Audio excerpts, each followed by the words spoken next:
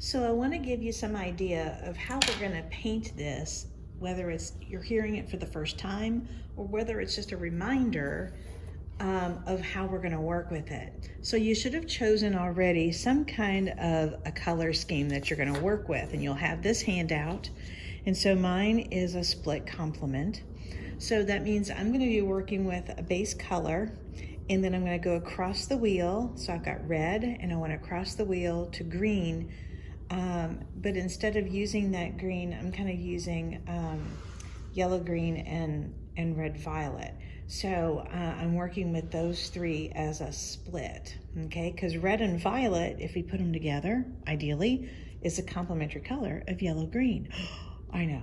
So I've begun already some work in the red category, because remember, we broke our picture down into 3 sections. So I have this big section along the middle, I have this small section down here, and a small section at the top. So my red has already begun here. So things that I have painted so far are some really light tints. I ran out of tint places, so I kind of kept putting little dots of tints that I've been working on here. So this is a really, really pale, it's almost white, but has a little bit of hint of red in it. So you can't use pure white or black, but you can certainly use a color that is 90+% white with a hint of the color. Same thing with black. You want to make sure that there's some of your color evident in the mixture, right? I've got 1 shade so far, looks like that one right there, where I've added red with black together, right? Put black into red. Remember over here, if you're working with white, you're adding the color to white, because white is lighter than any other color, right? But notice over here what I've done too is the opposite of red is green, right? Now green's not on my list anywhere, so I cannot paint with just green, but I can use green just like I would black or white and add it to the red to dull it in different ways. All right, so these are some of my dull colors that I have used to kind of mute out the color. Now, just to keep your heads from exploding here, I got tired of just sort of the blah colors. So after I made this red with a little green in it, I thought, well, what would it look like lighter or darker? A value of an intensity. I know, it's crazy, isn't it? So I added a little white to this mixture, and then I added even a whole bunch more white to it. Isn't that crazy? Okay, I played that out with these muted colors as well. So that's how I got some of these other muted colors and all that were hanging out here, is because it was an intensity, I dulled it, and then I added some white to it. Crazy. So remember, this chart is for you to paint it here before you paint it here. So you're tracking what colors you're mixing, what maybe you haven't played with yet, and then you're putting it here where you want it, okay? So I'm gonna show you just a sample here. I'm gonna take a little bit of my violet, and we're gonna play along with violet. Let's see, I think I might make violet the, maybe I'll make violet this bottom section down here somewhere. So I know that this is a very light value on my logo for my salsa container. So I'm gonna come down here and go super, super light with it. Not unlike what I've already done with the red, right? I'm gonna keep that really, really light. So on my palette, here's my palette paper. I started with some of the white, and I got a little bit of my violet, but I'm gonna put just a tiniest little bit in there, like barely, all right? And I'm gonna stir that up so I have this very faint, I guess I'm kind of bulldozing it still, right? I have this very faint area. Again, we probably don't have to have gobs and gobs and gobs of paint. You can always mix more, right? I'm wiping off my palette knife with some of our white. And then I'll come in and I'll utilize this color then to come in and be some of this light violet area that I've kind of denoted already. Remember, as you're painting, we're dragging with the color. You drag along the edge and it will fill in for you. So I'm coming up here and I'm dragging along the edge. Good deal. All right.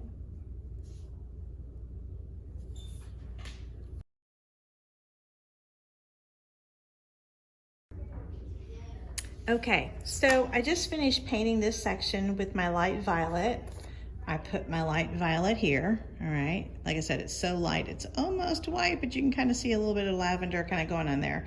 I'm gonna bump it up to the next level because I can probably take this same pile and I can then add a little bit more or a lot more to this white area to get myself another value, right, of lavender or violet here to paint in another area.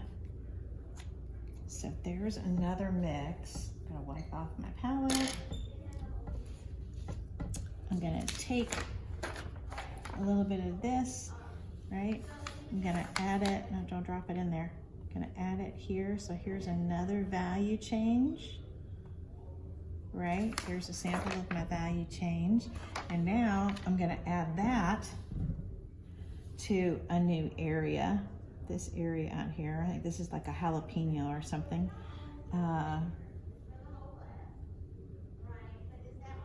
Again, I'm kind of dragging around areas, right? It is best to kind of work with your lighter colors and then move on to your darker ones, because if you make a mistake, we can always cover over it pretty well with the next darker color or value or intensity. So again, I'm dragging along the outer edge. See me there? Okay. Dragging, dragging, dragging, dragging, dragging, dragging. Now, since I'm going near the edge of the table, this is why it's good to kind of have a brown paper down on your table. So as you go off the edges, you don't paint the table and there's less for you to have to clean up later, right? Thinking of you, thinking of you. All right, so there we go. So there's another value. So let's hop into an intensity mix.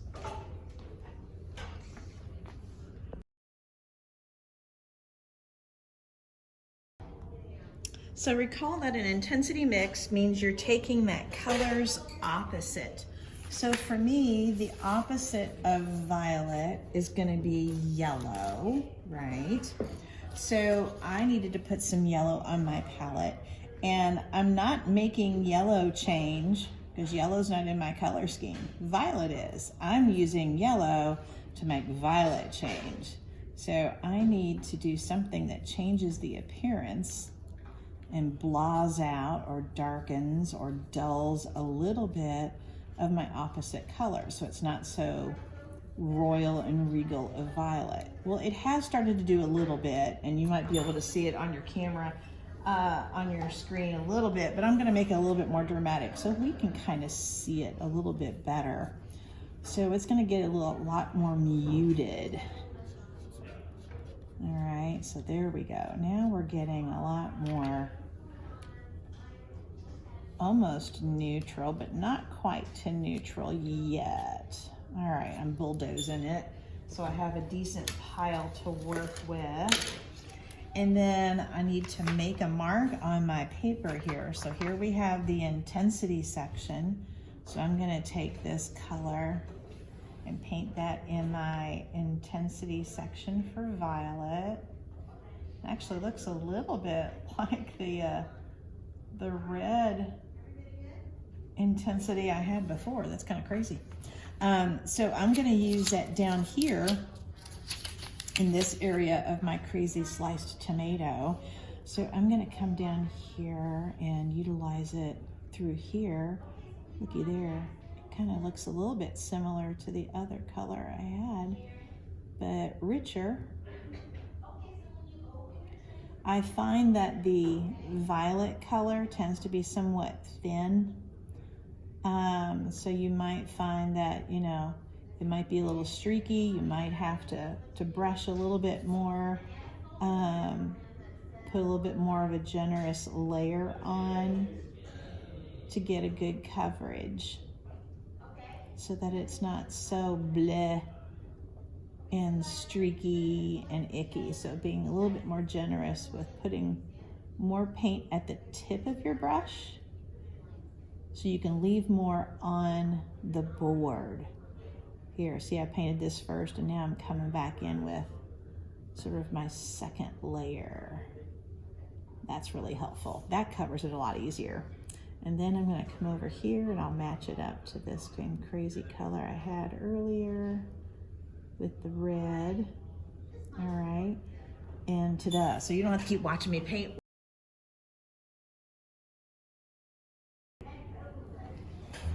Okay, I mentioned how you could take your intensity color and how we could make it lighter. I did that on my reds up here when they were changed with green. So here is my violet that has some yellow in it. I'm gonna see what it might look like if I add some white to this. So I'm gonna be generous with the white and see what happens, what kind of a color it produces. So what I've just made is a value or a lighter version of that intensity color. So it kind of turns a little bit mauve, doesn't it? I'm gonna add a little bit more here. I think I wanna take it a little bit lighter. And then if I paint with this, I'm just gonna dab it up near my original, okay? So let me take a little sampling, right? Here's my sample. And I'm gonna leave myself a little sample. So I know that it's a lighter version of the original. And then I can paint it wherever I'd like.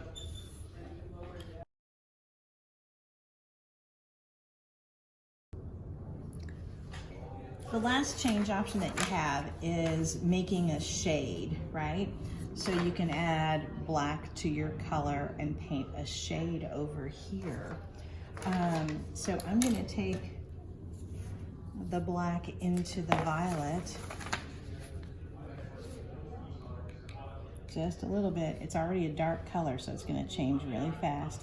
And this will start to get me a darker, more plum, I guess, color going on here. I'm gonna take a little bit more, get a richer dark. So again, I could take this super dark and put a whole bunch of black in if I need an area that's almost totally black. But I still have to have a color in it to make it legal, right? And so then on this then, oop, the air kicked on. Okay. So now I'm gonna take a little bit of this and we'll put it into the shade area.